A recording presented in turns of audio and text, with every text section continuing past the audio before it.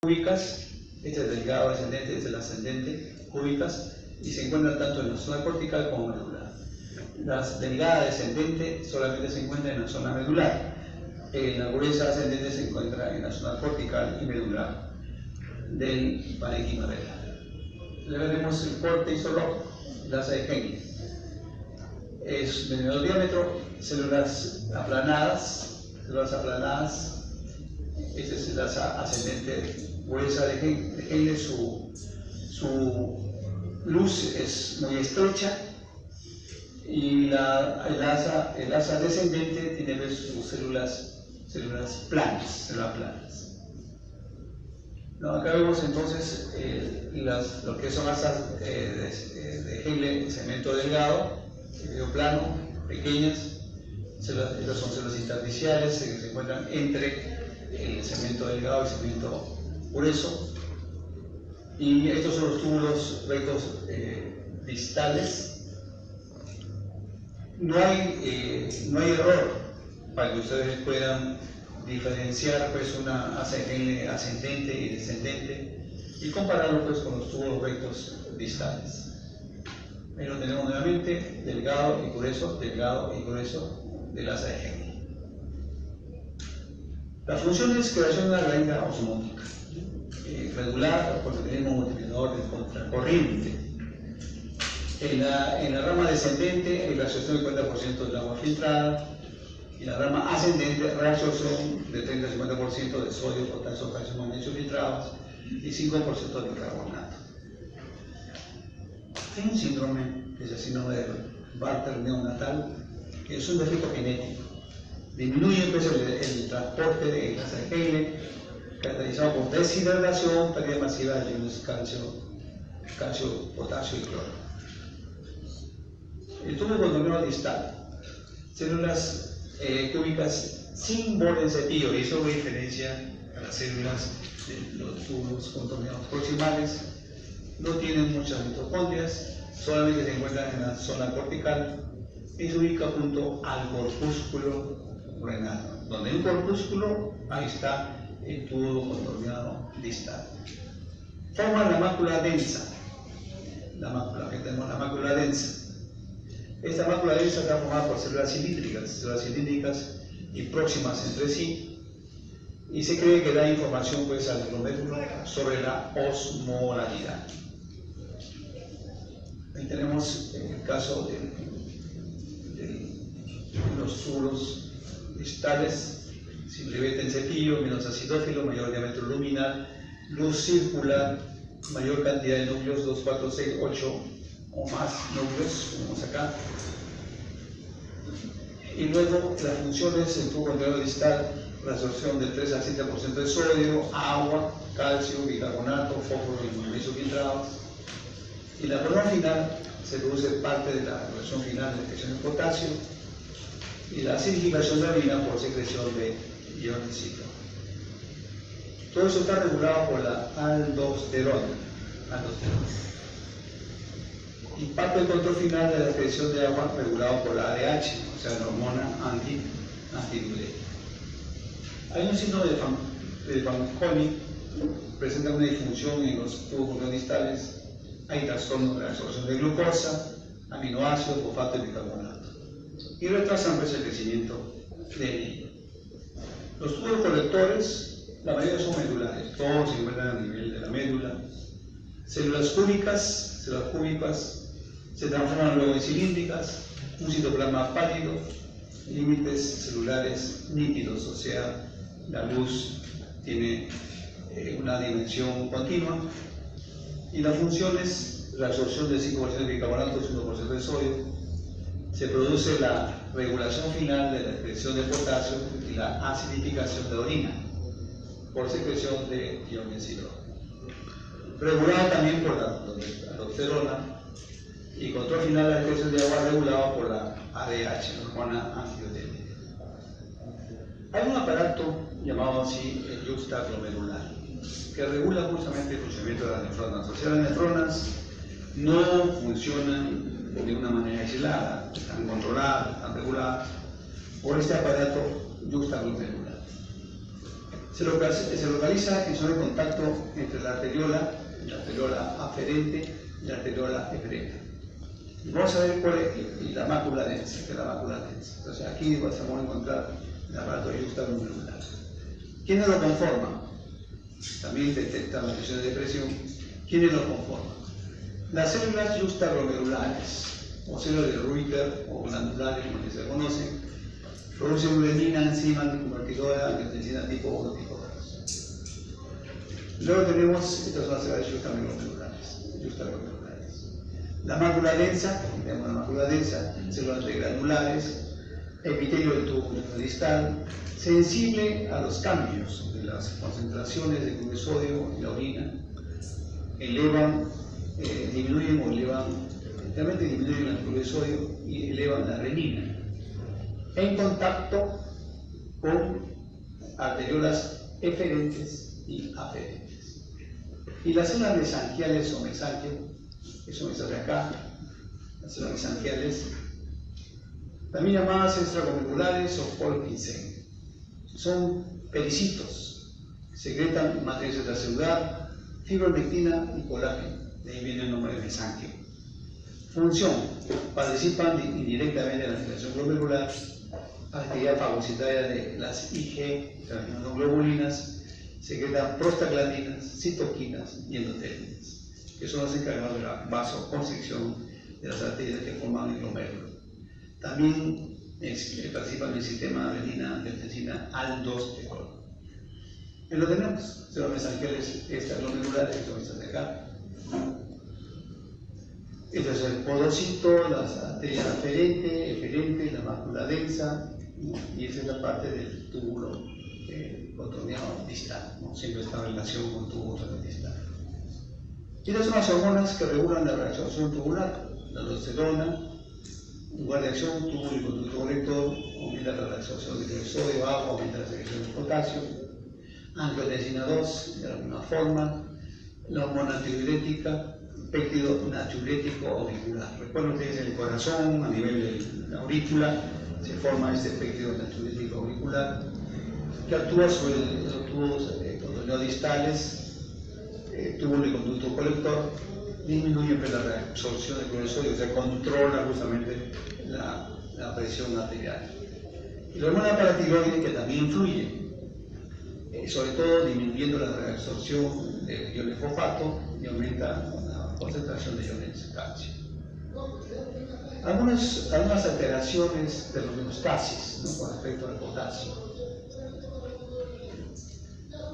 La hiperpotasemia manifiesta por síntomas neuromusculares. Con mucha frecuencia, sobre todo personas ya pasadas los 40 años, comienzan a sufrir problemas musculares, neuromusculares como consecuencia de una hipopotasemia. Debilidad muscular, alteraciones electrocardiográficas, arritmias cardíacas, niveles superiores a 6 miliequivalentes por litro en plasma, puede producir inclusive un paro cardíaco, o sea, cuando hay demasiado potasio. La azotemia perrenal, un nivel anormalmente alto de urea en la sangre. La cosa radica en el trastorno tal como insuficiencia renal o insuficiencia cardíaca congestiva, que reduce pues, el flujo de sangre a los riñones.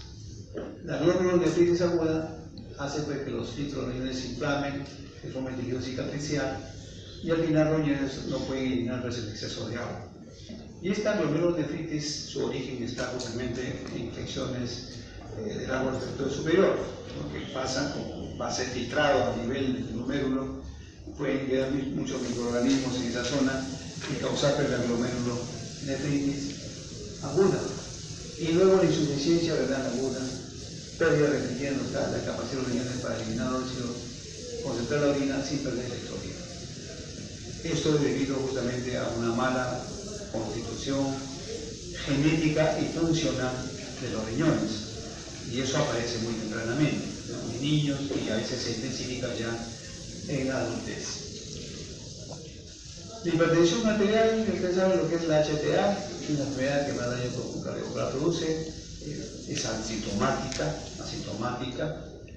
y es causada por una perturbación de la fisiomorfología renal, ahí tiene su origen, la HTA. La limpieza renal, o sea, los cálculos renales, también es una perturbación renal en la modulación de electrolitos minerales en estructuras causales, se van concentrando, produciendo piedritas que pueden acumularse hacia la pelvis, cuando son muy pequeños pueden ser eliminados con destrucción del epitelio ureteral, pero otras veces la concentración de estos minerales es tan grande que puede producir una hidronefrosis, o sea, un crecimiento del riñón como consecuencia de un estancamiento donde se calcula. En las vías urinarias, los uréteres, la mucosa, un epitelio polimorfo, que ustedes ya conocen este epitelio, la muscular, auriculaar interna, circular externa, o sea, cambia totalmente lo que ustedes conocen en el aparato digestivo, helicoidal y además presenta una cerosa. La vejiga urinaria tiene un epitelio transicional, muscular, helicoidal de 3 capas, cerosa y adventicia. Y decíamos que los uréteres, el epitelio es de origen mesodérmico, mientras que en la vejiga el epitelio es de origen endodérmico. Y tenemos el uréter, su epitelio característico, y esta es la vejiga, y ustedes la conocen como abundante tejido muscular. Cuando se distiende la vejiga, cambia de forma, se evacúa, adopta su forma inicial. Y lo que respecta a la uretra, nuestras porciones prostática, membranosa y peniana. Prostática 3 a 4 centímetros, la membranosa 1 centímetro, tiene un diafragma orogenital y pélvico, aquí tiene un esfínter externo voluntario, está formado pues, por un epitelio estratificado cilíndrico o pseudo estratificado. La peniana 15 centímetros, epitelio pseudo estratificado, epitelio poliédrico plano, cuerpo esponjoso, glándula de Cooper o uretales y glándulas de Littré. Y la femenina tiene 3 a 5 centímetros, tiene una lámina propia vascularizada, que es el cuerpo esponjoso, tiene también un diafragma urogenital y tiene un esfínter externo y también posee glándulas de Littré. Bien, y luego ya por último vamos a ver la parte del aparato reproductor, que ustedes ya conocen esto. De todas maneras, vamos a abordar el pesco de dónde, resumen intermedio con el pronto, quinta semana, mecanismos, diferenciación, migración, muerte celular. 2 etapas, indiferenciada y la etapa de diferenciación sexual. Ese es el prenatal. Y en la etapa postnatal, la pubertad. Ustedes conocen la pubertad, los cambios que ocurren, donde empiezan ya a tener las primeras manifestaciones de cómo es la anatomía. Los niños son muy curiosos. En la etapa indiferente entonces vamos a encontrar gónada indiferente, un par de conductos, mesonérgicos o de Wolff, para mesonérgicos de Müller. Lo que trae externos aún no hay evidencia de que sea masculino o femenino, simplemente tiene un tubo genital, pelos uretrales y pliegues genitales. Esta es la parte indiferenciada, como vemos está en la gónada, pero todavía no hay una diferenciación definitiva de los conductos. Solamente cuando ya la gónada es masculina, entonces se van a desarrollar los conductos mesonérgicos, y cuando la gónada ya es femenina, desarrollarán los conductos paramesonérgicos. En la etapa de indiferencia en la gónada, aquí vemos las células primitivas primordiales ubicadas cercanas a las lactoides y de ahí van a migrar hacia las crestas genitales para formar la gónada indiferente. Eso es independientemente del XY, XX que se instala en el momento de la fecundación. Si va a ser la gónada masculina, entonces estos células primitivas primordiales o gonocitos se van a ubicar en la parte medular, la gónada. Y si va a ser la gónada en el sentido femenino, se ubican en la parte cortical de la gónada. Hay una quinotaxis de la activación de las células primitivas primordiales o gonocitos. Emergen del endodermo en la vecindad de la lactoides. Esa emergencia no es compatible con el origen. El origen no es endodérmico, el origen es a partir de que es esa capa que es el epiblasto, ¿no? El epiblasto. Pero se ubican ahí en la lactoide, cerca de la lactoide. Miran a lo largo del mesenterio hacia la pared posterior del abdomen y esas migraciones responden a un mecanismo de orientación por quimiotaxis.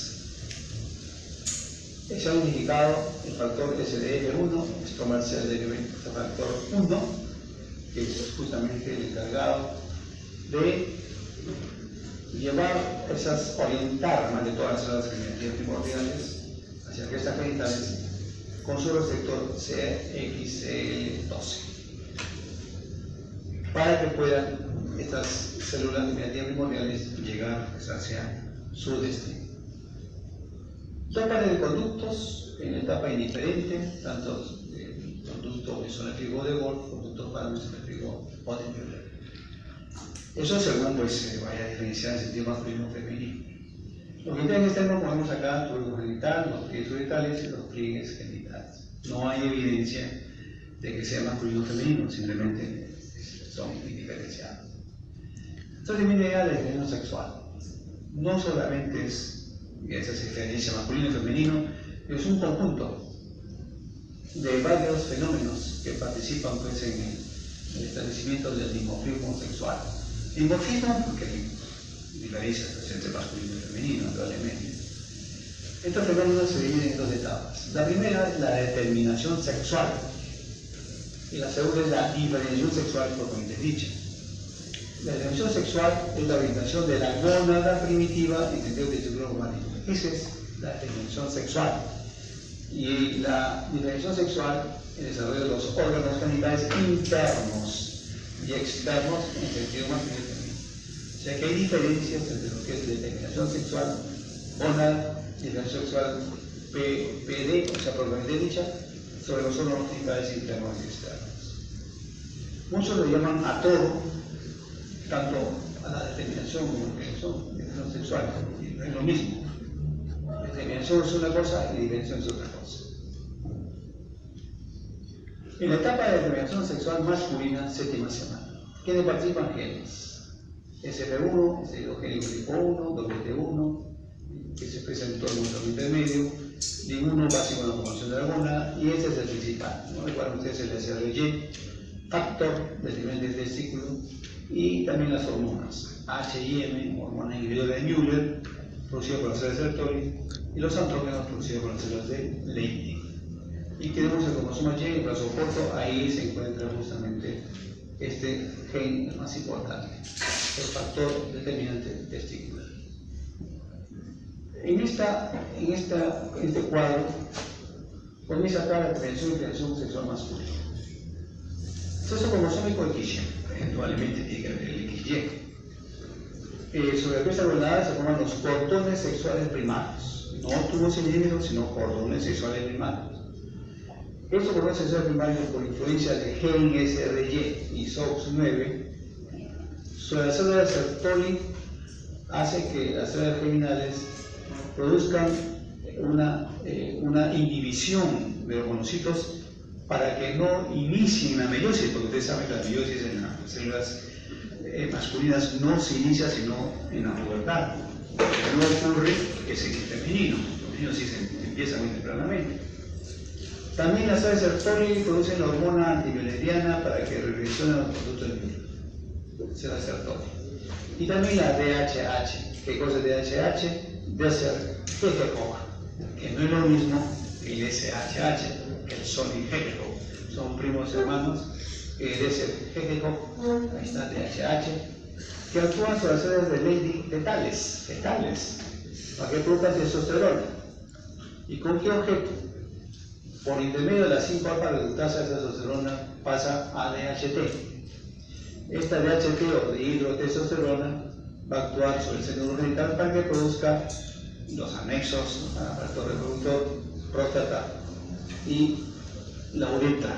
Tenga esa porción entre la membranosa, la prostática y la peniana. Y también sobre los genitales externos para que se produzca pues, el pene, o sea, la uretra peniana, y además el escroto corresponde. Por otro lado, la testosterona hace que los conductos mesométricos o de Wolff se transforman en las vías espermáticas, iniciando primero con el epidídimo, a continuación con el deferente y luego las vesículas seminales. Y ahí tenemos entonces en etapa indiferente, etapa de diferenciación. Ahí tenemos la red de testis, son los cordones testiculares, Estos son los conductivos eferentes. Este es el epidídimo, conducto deferente, vesícula seminal. Sin embargo, algunos remanentes de los conductos parkinsonéficos del varón, testículo prostático y aquí el apéndice testicular, son remanentes. La diferenciación de genitales externos. A la semana 12 recién empieza ya la diferenciación de los genitales externos. Antes, difícil que pueda haber, o que pueda saberse por más que se utilice pues, un ultrasonido 3D, 4D, difícil. Recién a la semana 12 ya hay cambios importantes en los genitales externos, tanto en el sexo femenino como en el sexo masculino. En lo que respecta a los genitales externos masculinos, se diferencian plenamente a la semana 12. El fluido genital se alarga para formar el falo, y a medida que el falo crece, los pliegues uretrales van a formar las paredes del surco uretral. Ustedes han visto con su cadáver, ahí lo tenemos, el raje medio surco uretral. En la punta del glande, hemos dicho, espera una imaginación ectodérmica, es la única parte de todo el aparato masculino que es el ectodermo, forma cordón celular, una placa glandular y el prepucio correspondiente, ¿no?, que cubre justamente al glande. Tienen ustedes las diferencias, décima semana, recién a la semana 12 se puede evidenciar la diferencia sin ninguna dificultad. El descenso testicular empieza durante la semana 28. 3 fases. Primera fase. Influencia de andrógenos actúa en su ligamento craneal suspensorio, degenera y libera los testículos. O sea que esos testículos inicialmente tenían una cubierta. Entonces, por acción de los andrógenos, esa cubierta se desprende, entonces deja libre ya al testículo. Segunda fase. Descenso transabdominal por el abdomen. Lleva los testículos hasta el anillo inguinal, pero no al escroto. Por influencia de la INSL3, andrógenos producidos por las células de Leydig y AMH, o sea, hormona antimutérica. Se forma este proceso vaginal que acompaña justamente al descenso testicular. Y la tercera fase de descenso transseminal o inguino-escrotal ya lleva a los testículos hacia el escroto por el gonáculo testis, que va traccionando y estimulado por andrógenos CGRP y HOX-A10. Ahí tenemos. ¿Qué cosa es el CGRP? Es péptido relacionado con la calcitonina. Esta es la primera etapa, segunda etapa, tercera etapa. Y llega pues ya al escroto, y una vez que llega al escroto, justamente este proceso vaginal desaparece y se restaura justamente la pared peritoneal. Pero a veces puede subsistir este proceso vaginal y da lugar a que por ahí se construyan las intestinales y generan las hernias inguinales o las hernias escrotales. Regresamos a los puntos para nosotros de tipo y tenemos el apéndice testicular, el utículo prostático, que viene a ser equivalente a la vagina, el utículo prostático. Y el veno montano es una pequeña elevación en la pared posterior de la uretra prostática, homólogo aline. Este es el utículo prostático, equivalente pues a la vagina. Y este es el veno montano, equivalente a ¿qué? Equivalente a aline. Y anomalías genitales masculinas, las hipospadias. La función completa de los pliegues uretrales deja algunas aberturas que por ahí escapa justamente la orina. Entonces la mamá se da cuenta que cuando micciona la criatura por ahí se escapa la orina. Las hipospadias son más frecuentes las hipospadias que las epispadias. Las epispadias son más grotescas, la abertura es mucho más grande, pero más frecuentes las hipospadias. Es una epispadia muy grotesca. Y la criptorquidia, el testículo normalmente no desciende, es la alteración genital más comúnmente de un recién nacido, y se define pues al testículo normalmente descendido como aquel que no se encuentra localizado pues en la base de la bolsa escrotal. ¿Cuáles son las principales etiologías de los testículos no descendidos? Hormonales, neurológica, mecánica, desconocida, multifactorial. Hormonal, el equipo de superficial, hormonas gonadales, débil de hormona antinewmeriana, que es la que ayuda a que descienda el testículo. Hipoplasia suprarrenal congénita, no hiperplasia, sino hipoplasia. Otras malformaciones como el síndrome de Kallmann. El síndrome de Kallmann hay anosmia, ausencia del olfato, déficit de gonadotropo, las gonadotropas no funcionan adecuadamente. Neurológica, la espina bífida, recuerden ustedes la espina bífida oculta, donde los arcos vertebrales no se han cerrado, puede protuberse ahí parte de la bolsa, o sea, de la dura madre, selle. En el caso de la espina bífida, hay ahí, recuerdan ustedes, pelos en esa zona. Y eso puede, de una u otra forma, hacer presión sobre las terminaciones nerviosas que van a inervar la región del pene y la región del escroto. Si ahorita le pregunto cuáles son las arterias que irrigan al escroto, te lo saben perfectamente. Mecánica, puede haber una presión intraabdominal, de repente sí, de repente no. Abdomen insular pasa, recuerden ustedes, ese abdomen por falta de los músculos abdominales, entonces es la piel, es la cavidad es tan delgada que puede palparse. Ofaroceles, estrofias, inserción del cremaster, ustedes saben anatomía que es el cremaster. Zona intraabdominal, anomalía de inserción del vernáculo, o sea, el vernáculo no se inserta adecuadamente, que no lo puede traccionar. Y es lo que ocurre en el 80% de los casos de criptorquidia. Y entonces es desconocida multifactorial o idiopática, no se conocen las causas. Puede haber escroto y testículo ectópico. Este escroto normal, o como también puede haber un escroto bipártico. Luego tenemos en la hernia inguinal congénita, o sea, esa túnica o ese proceso vaginal o túnica vaginal no se cierra, permanece abierta, entonces por ahí ingresan las intestinales, dan lugar a la hernia inguinal o, en este caso, a la hernia que puede ser escrotal, que puede llegar a tener escroto. Esa es otra anomalía que se encuentra a nivel de la bolsa escrotal, que es el hidrocele. Diferencia con respecto a la hernia inguinal escrotal, inguinal o escrotal, es que en el hidrocele el escroto es blando, líquido.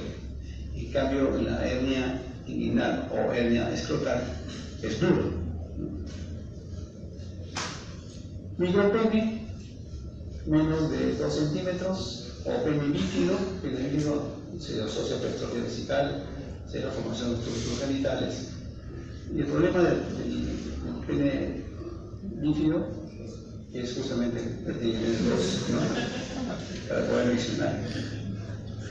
Y la enfermedad de la perione es la deformación peniana o traumatismo de pene durante la penetración forzada.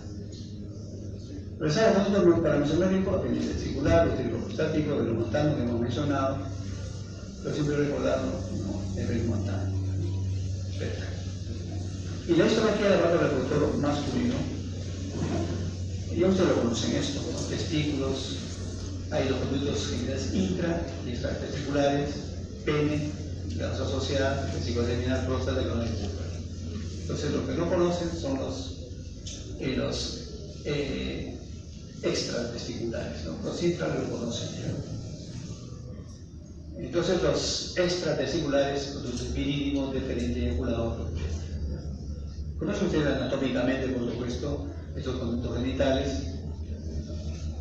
Y en el caso del virídimo, es enrollado 4 o 6 centímetros, metros, enrollado, tiene cabeza porticola, un epitelio óseo dedicado con estereocilios, células basales bajas y células principales altas, y productoras de la glicerofosforicolina, que participa en la maduración del espermatozoide.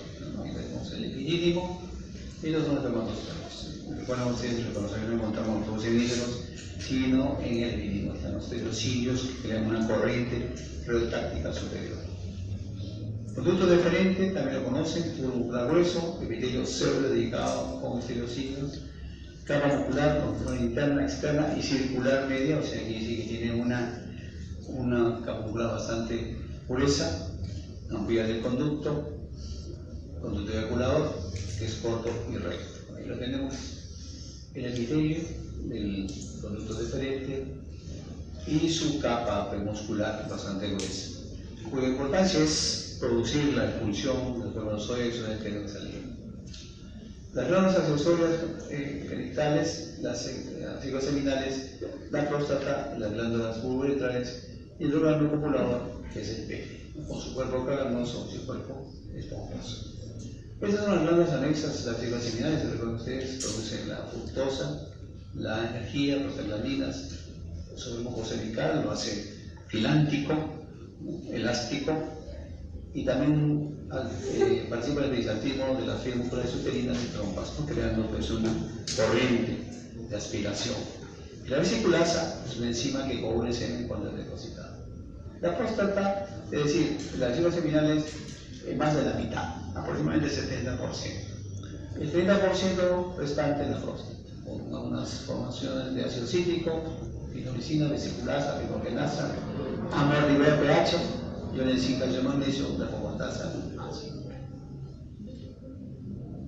Las vesículas seminales, histológicamente, tienen más o menos un 15 de longitud, tienen un epitelio pseudodelicado cilíndrico, capa muscular circular interna, externa, lo que no es lo mismo que el conducto deferente, rico en fructosa, y constituye el 70% del semen, un color amarillo su secreción.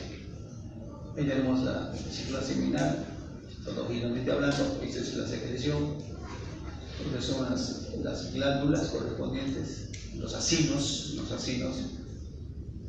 y la próstata también tiene una cápsula, es una glándula tubo-alveolar compuesta por glándulas mucosas, submucosas y principales, y epitelio pseudodelicado cilíndrico. Presenta cuerpos amiláceos, que son glicoproteínas calcificadas en la luz de los alveolos, y su secreción es color blanquecino.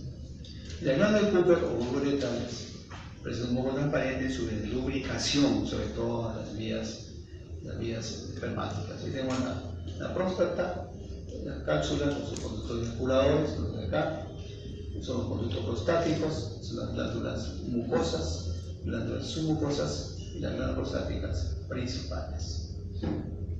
Ahí tenemos la próstata con su cuerpo amiláceo, son concreciones de las secreciones, y conforme va avanzando en edad, el varón se va sufriendo de estas concreciones calcáreas. Y el pene, el efector de la orina, órgano copulador, composición, tejido eréctil que se halla en dos cuerpos cavernosos y cuerpo esponjoso. El tejido eréctil tiene espacios vasculares que se van llenando de sangre en la erección por medio de la arteria dorsal y profunda, ustedes saben anatomía, y también las arterias helicoidales. Retorno venoso, veno dorsal profundo. Y tenemos el pene, el panorámico, dos cuerpos cavernosos, un cuerpo esponjoso, ahí se encuentra justamente la uretra. Esos son los espacios donde se llenan de sangre en la erección. Y entonces la arteria helicina justamente en el cuerpo cavernoso. Y en el cuerpo esponjoso de la uretra, el epitelio, estas son las glándulas de Litre. Las glándulas de Litre controlan, disminuyen el pH, ¿no? Como el pH ácido de la orina, para que los espermatozoides que solamente actúan en el pH básico, trate de disminuir la acidez de la orina. Litre. En unas correlaciones, el desarrollo de anticuerpos antiespermatozoides ocurre como se puede decir con luz diferente durante una vasectomía. ¿Por qué? ¿Por qué ocurre este fenómeno de los anticuerpos antiespermatozoides? La falla en la barrera hematovesicular, o sea, producida por las células de Sertoli, permite que células inmunes intersticiales no presentadas tengan acceso a antígenos espermáticos. Los anticuerpos entonces se generan contra estos antígenos celulares, y entonces los espermatozoides ya no pueden salir van a sufrir una degeneración. Pero varón que se realiza la vasectomía, no es simplemente que hoy día se hace la vasectomía, que es muy sencilla, con anestesia local, y mañana ya para el mundo. Tiene que pasar por lo menos un par de meses, porque recuerden ustedes, el epidídimo tiene 6 metros, y pueden quedar muchos espermatozoides dentro de todo ese conglomerado de tubos del epidídimo.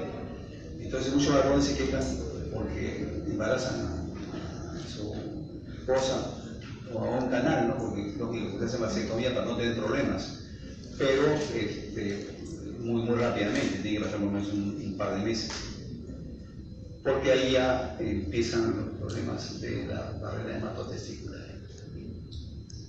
La criptorquidia, falta de descenso, la hipertrofia prostática benigna, es un simple engrosamiento de la glándula mucosa, se asocia con la dificultad para iniciar y entender la micción, es un síntoma muy típico. Provoca nicturia, urgencia sensorial, o sea, de orinar sin necesidad de evacuar. Y el adenocarcinoma pues, se puede detectar por palpación a través del recto, es el clásico. El tacto rectal, ¿no? Para poder ver si la próstata ha crecido o no ha crecido. Y realmente en cáncer de próstata hace metástasis hacia los huesos. El cáncer testicular afecta más frecuentemente a varones de menos de 40 años. Los afectados de malignidad presentan valores elevados de AFP, o sea, de alfa-fetoproteínas en sangre. La hipertrofia prostática benigna, HPV, es una simple engrosamiento de glandulas mucosas, como hemos dicho, provoca nicturia. Entonces, el tacto rectal es lo que se tiene que hacer para poder ver si está la glándula blanda o dura. Y algunos varones pues huyen de esa prueba, ¿no? Porque piensan que van a perder su machismo, ¿no? Pero es importante, ¿no? Es importante hacerlo. Bien, chicos, chicas, no están las preguntas, no van a salir, si no vamos a preguntar. Tienen ustedes hoy día su examen, que es, yo sé que es vital.